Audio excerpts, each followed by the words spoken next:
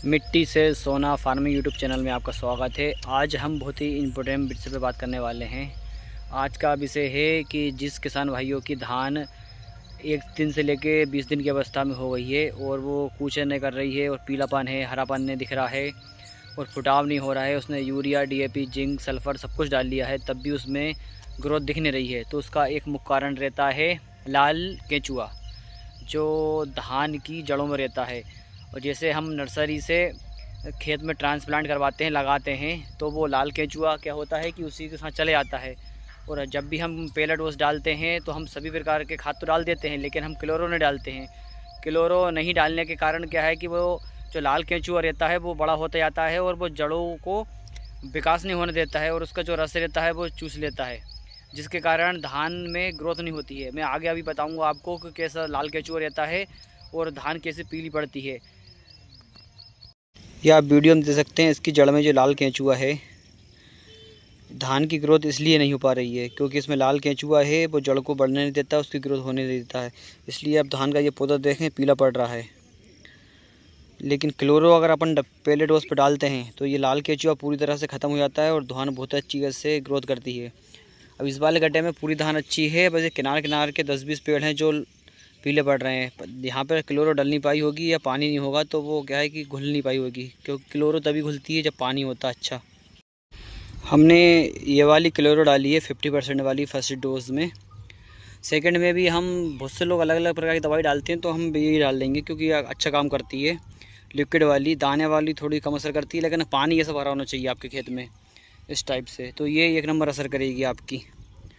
Chloro 50% किसी भी company की ले सकते हैं और 1 लीटर क्लोरो 4 एकड़ या 3.5 एकड़ 3 एकड़ के लिए पर्याप्त रहती है। अगर ज़्यादा ये धान हमारी अभी 20 दिन की हुई है और इसमें हमने पहले डोज पर क्लोरो डाल दिया था। इसमें देख सकते हैं आप कितना अच्छा फुटाव है, पूरे पेड़ हरे हैं, इसमें एक भी पीला पेड़ नहीं दिखेगा आपको क्योंकि इसमें पूरा गड्ढा लेवल है और चारों तरफ पानी भरा है। इससे क्या है कि क्लोरो बहुत ही अच्छी तरीक़े से लग जाती है, इसके कारण आपको एक भी पेड़ पीला नहीं दिखेगा। अभी मैं दूसरे वीडियो में आपको बताऊंगा, आगे वाले वीडियो। किसान भाइयों, क्लोरो डालने का एक फ़ायदा और होता है कि जो केकड़े होते हैं वो मरते नहीं हैं, और वो केकड़े अगर मरते नहीं हैं तो इस प्रकार से छेद कर देते हैं। आप देख सकते हैं, मैं कल ही देख के गया था इस वाली मेड़ को, तो उन्होंने इधर से छेद कर दिया और इधर से पानी निकल रहा है। केकड़े दिन भर यही काम करते हैं, हर मेड़ पर यही हाल है। तो क्लोरो डालने से एक फ़ायदा रहता है कि क्लोरो डालते हैं तो उससे कुछ केकड़े तो मर ही जाते हैं, कुछ थोड़े बहुत बच जाते हैं, तो उसमें फिर से क्लोरो डाल दो 2-4 बूंद तो वो मर जाते हैं। नहीं तो आपको ऐसी परेशानी का सामना करना पड़ेगा बार बार। ये बार बार केकड़े यही करते हैं कि मेड़ को इधर से खोद देते हैं और ये पानी निकल जाता है। अगर किसान भाई 1-2 दिन खेत पर नहीं आए तो पूरा पानी निकल जाएगा। अभी खेत में इतना पानी भरा है हमारा, देख सकते हैं आप, लेकिन अगर आप 1 ही 2 दिन देखने नहीं आओगे तो पूरा पानी निकल जाएगा। ये वाले गड्ढे का पानी पूरा निकाल दिया, वहाँ भी छेद कर दिया था केकड़े ने और यहाँ से भी पानी निकल रहा है। मैंने आपको वीडियो में बताया है अभी, जो लाल केंचुआ है उसको आप खेत में जब भी आप पहला डोज डालते हो, इसमें यूरिया, डीएपी जो भी डालते हो, जिंक, सल्फ़र, तो उसके साथ आप 1 लीटर क्लोरो 3-4 एकड़ के लिए पर्याप्त रहती है, वो ज़रूर डालें। जब भी आप पहला खाद डालते हो, दूसरा खाद में भी डालना चाहिए क्योंकि वो लाल केंचुआ कहीं पर छूट जाता है तो वो फिर बढ़ता रहता है धीरे धीरे करके।